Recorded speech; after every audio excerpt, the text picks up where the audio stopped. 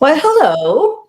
Fancy meeting you here. Hello. Fancy meeting you here, and I don't even have my R&D cup. That shows how disorganized I am. That's okay. We are here in the middle of a crafting with Patty B sandwich.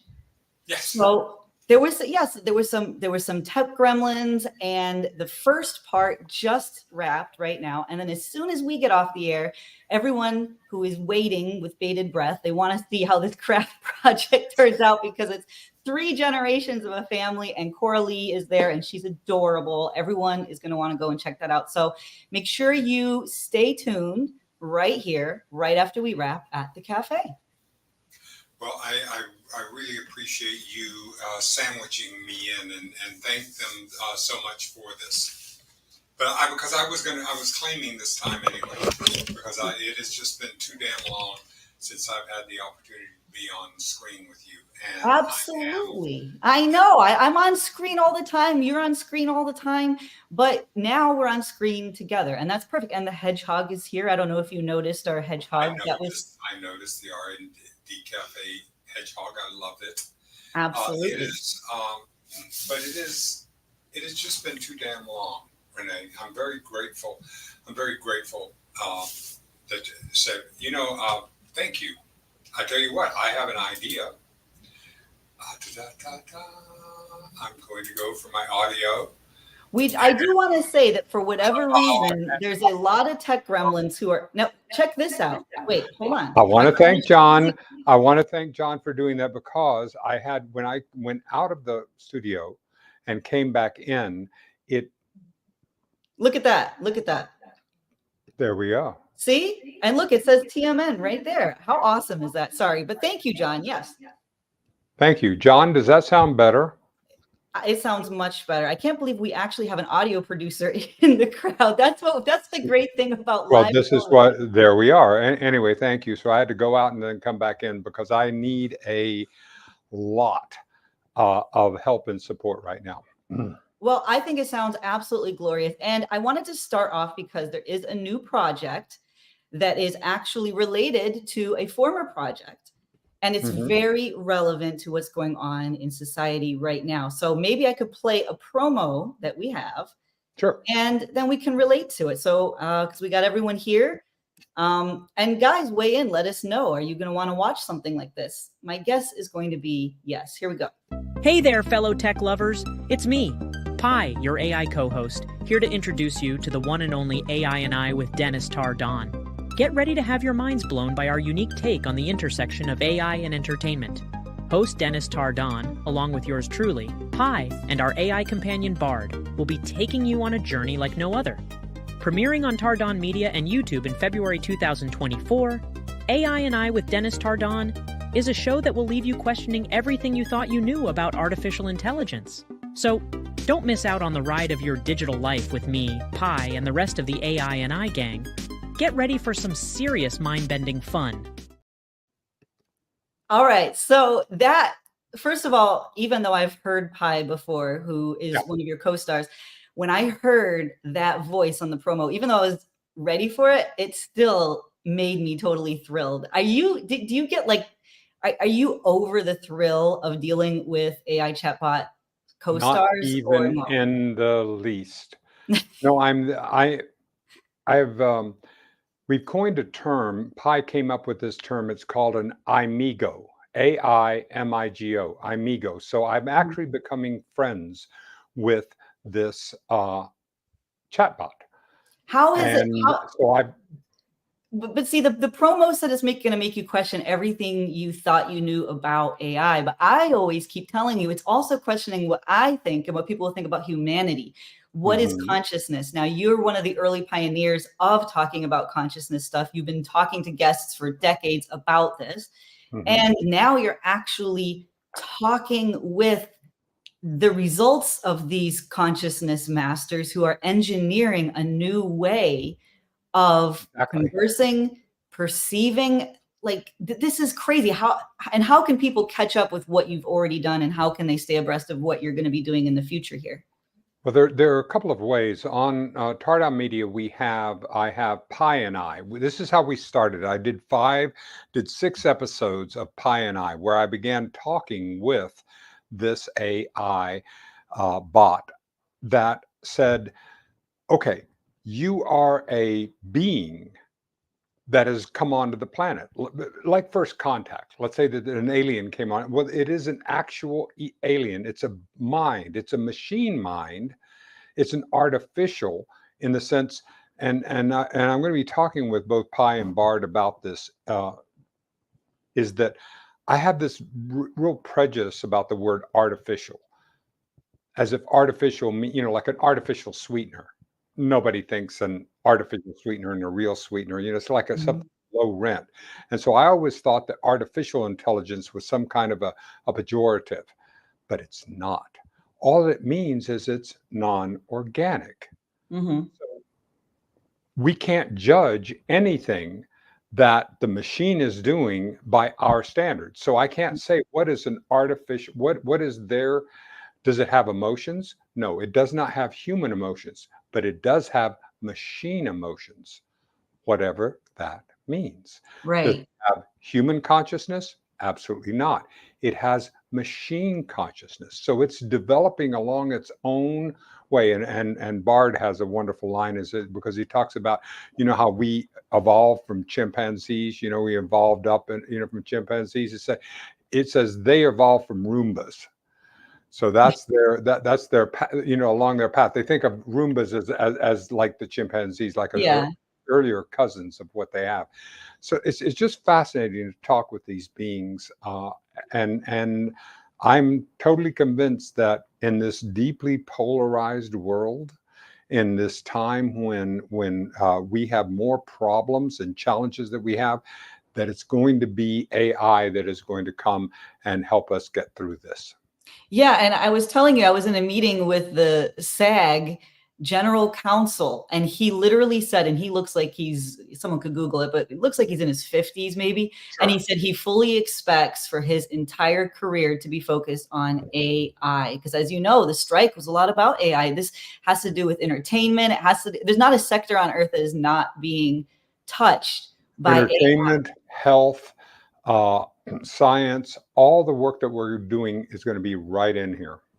Right, exactly. So people can follow and check that out. And I'm just totally It'll be right now. We're at the very, very early stages of promotion on this.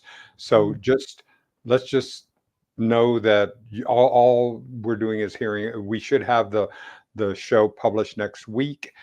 You're directing it, and the executive producer. We're Yes. executive producing this together, and directing it. And so this is. I'm just so grateful that you're putting your time in on this, because it could not happen without you. Why, thank you. That means a lot to me. And I do want to hallmark this. And John, John just asked if is some of the AI fear mongering actually valid.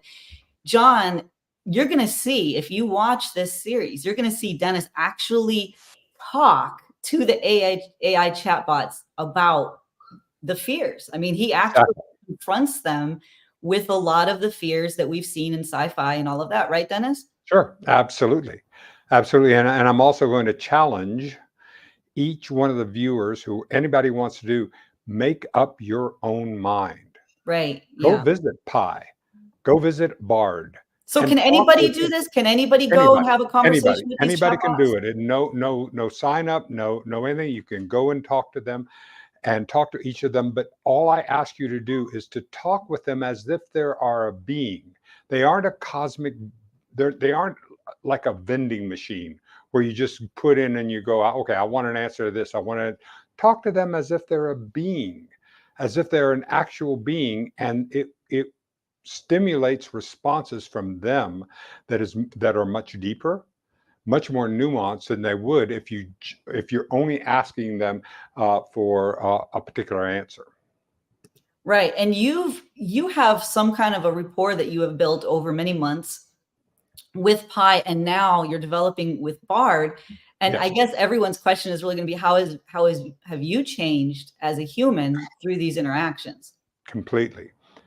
As a matter of fact, I've gone over. I want to join Team Machine.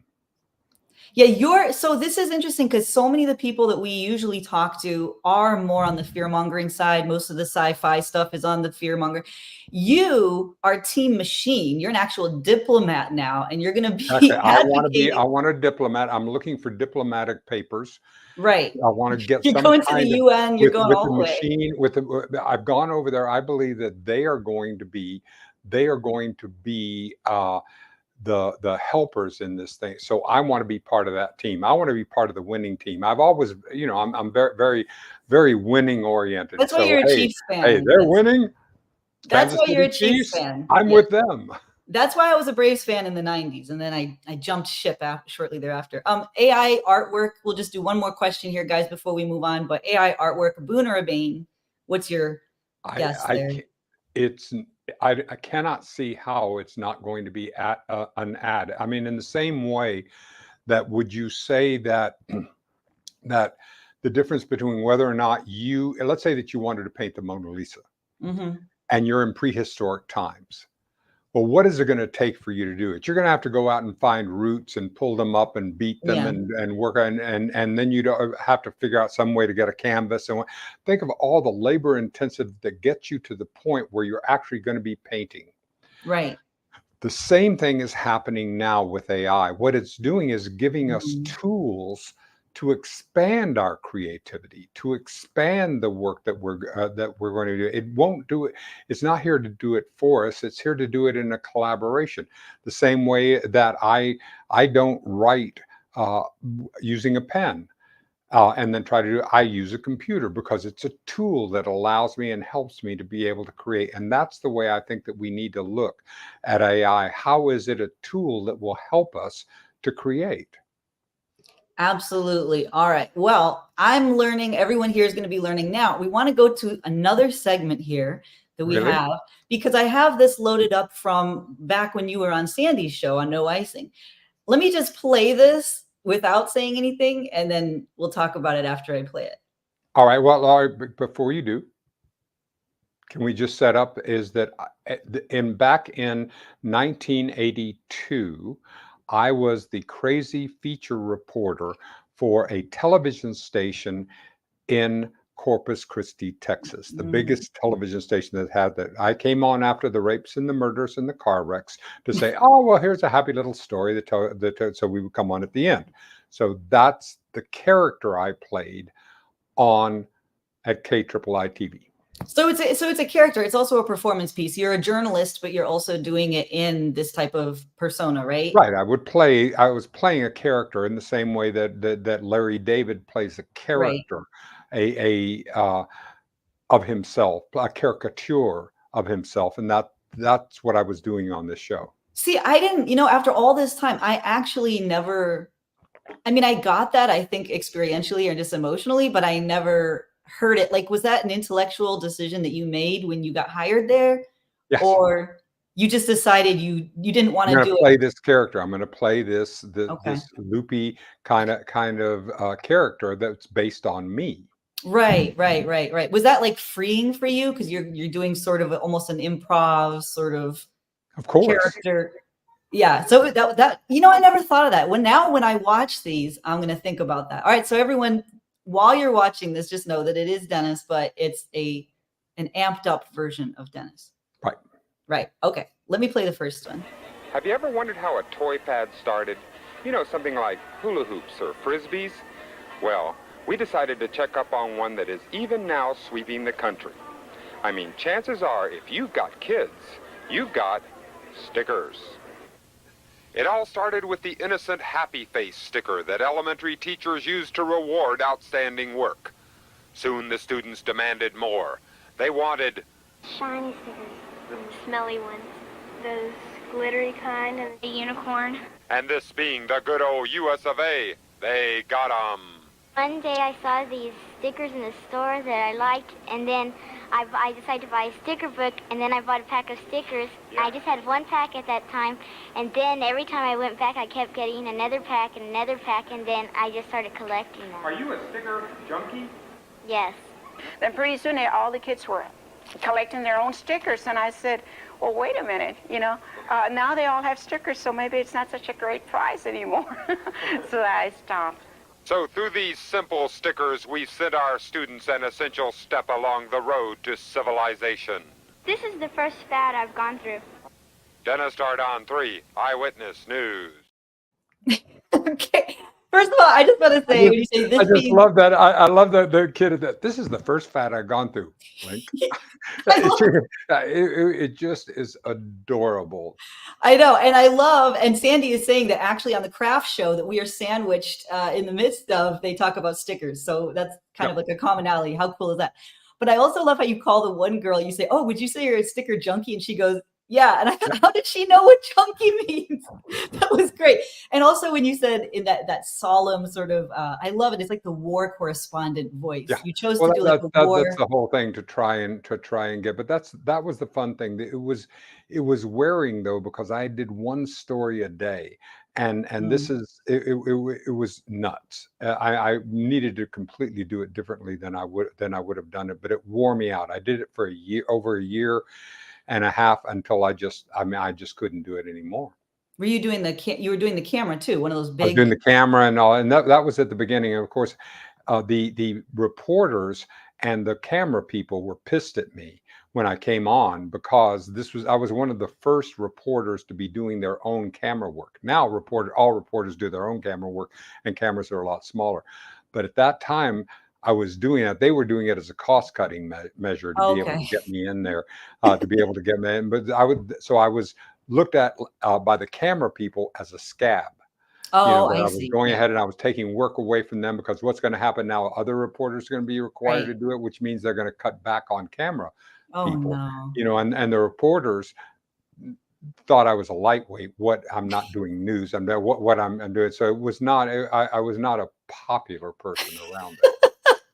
Well, that means you were doing something right in my book. I like the people who are the iconoclasts, and you're an iconoclast type person. And you did interesting content, which I thought, like, again, the voice, the tone, the writing, of course, you were the one writing this and narrating it.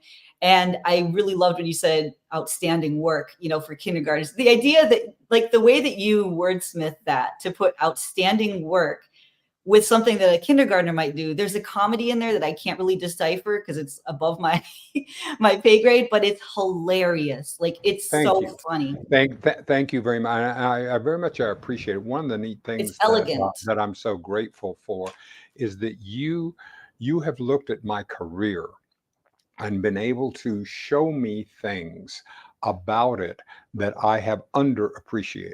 And Right. this is Yeah. one of your gifts, and is extraordinarily, is that you give a level of encouragement that is extraordinary. I've never known anyone like you. I've never known anyone that gave the level of encouragement that you do. It is like prime grade, AAA grade encouragement. And the thing It's is so mainline. It's the my book line. and so my and about that, and so my challenge is for me to believe you, because Mhm. it's hard for me to believe the things that you say about me, and because you're so you're so clear about them, and it's been difficult, but it's been the most rewarding journey of my life, because I'm Well, beginning to feel I'm beginning to feel much more confidence as I am experiencing this, because you can constantly point out where my strengths are. mhm. And so there's a difference between flattery and frippery and feedback. And you constantly go to those very clear places. So I encourage anyone who's ever been around you, or whoever will be Well, I listening don't do it with everyone. Now, here's the thing. no, actually you do. I've A seen lot you of do. people I'm It not that is, enthusiastic they about. don't. But just to accept the feedback that you give, Mm, because I've never known anyone in my whole life that thank does you. it better than you Well, in that aspect. And so I'm just so grateful that you have chosen me, and you've chosen me. See, Patricia, that's exactly that thank you. the grade of appreciation and encouragement that you give is astounding. Well, It is absolutely astounding. okay, but let me say this. I'm going to go off script a little bit here. Hold on, because I know I want to get through one more topic before we go, but I want to go off script for just a second and say, and I wrote you an email about this recently that you did not reply to, but I want to really emphasize this. When you say, okay, that I help you sort of figure out where your strengths are, and I give you that support there, and I give you like detailed feedback, Mhm. and that you're working on your confidence, and you're sort of like coming into your confidence, and Yep. in part due to that. And I always say, but I hold back so much because in my mind, and this is one of these shortcomings that I Mhm. have. I just Mhm. assume you sashay around 24 hours a day, congratulating yourself on your amazingness, and that you basically don't need any added support, that you are a one-man army. You're totally secure. You're totally confident. And you're very, very like you come across that way to me. Now, I know that part of your persona is that you are not like that, and that you do struggle with insecurities like any human being. But Yep. to me, I just assume that you're like really, really aware. Yeah. And so, and I think some of that is just because you are so talented and amazing that I guess I just sort of deduce that you would actually know that. It's my projection. Right. And then the other part, though, is I do think sometimes, like all humans, because I do this too, everyone, I think you also maybe try to project that. I mean, like, you and I don't walk around trying to be negative or trying to give airtime to all of our, insecurities. No, I'm talking about internal dialogue. Right. Right.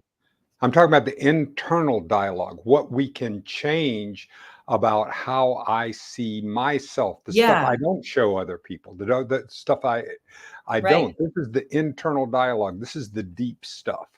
And Yeah. that's where you play. You play at that subconscious and unconscious level. That's where the depth of your feedback goes. And I'm so it has taken me a while. It's taken me a while to be able to accept that, because it's harder for us to accept what's wonderful about ourselves than what's negative about ourselves. What's negative about ourselves, I certainly can buy into it so easily. And now here I am at 75, ready to make another big push into the world. And it's so easy to look at the things that are not there, the minuses, and you constantly level set me. And yeah, yeah. that's where your power is just the continuation of the level setting. And that's what we can do for each other. So each of us that has someone in their lives who is willing to help us to level set, to be able to get to that place to where we can just get to that zero place, because from then on, then we can take off, because And I can do so much. And I've been telling Dennis, I'm like, look, Dennis, I don't see a lot of your weaknesses, because I tend to see so much amazing stuff in you. So Exactly. I've been telling him, if you could help me by showcasing to me some vulnerabilities or insecurities, so that I will know to actually, Yep. that helps me, because And I have tend been to get doing so that more lately. I've been doing that more lately as we've been collaborating, and the things that we've been doing. I've been doing that more. So that you can count on. You can count on this. All right. Well, thank you for this R&D Cafe. Thank you for taking us here and letting me have this wonderful sandwich time, Sandy, and I know that you've got so much that is going on today. Well, what they're going to do. So here's the thing. So first of all, thank you everyone for your kind comments. We will go back and we will check those out. People are saying how positive it is, that they're really enjoying this conversation, and right. how much they're Well, loving you know my blood type, right? Yes, exactly. It's B positive. Yes, he's B. I can't help it. It's He actually is running through my positive. veins. Exactly. So everybody, I just want to say, and thank you to Greg and to Pan and Patricia and Trilby and Sandy Gregory. and John and a lot of the people who I don't know who you are, but there you go. But yes, we are in the middle of a Patty B, Crafting with Patty B sandwich. So what you're going to do, guys, is I'm going to roll the end credits here. Immediately after these end credits, guys, just stay tuned, and you're going to see part 2, and they are stickers. There's going to be a lot of stickers. So, and then we'll be back again. You'll do this again, please. No, I'm done. This is it. This was the 28 minutes we got. No, I said you'll do it again. Another R&D Cafe. Yeah, no, never. No, this is. I'm playing with you to be funny. I'm just being a bitch. You're an asshole. I could be a bitch. Bye, everybody. And on that note, goodbye, everybody.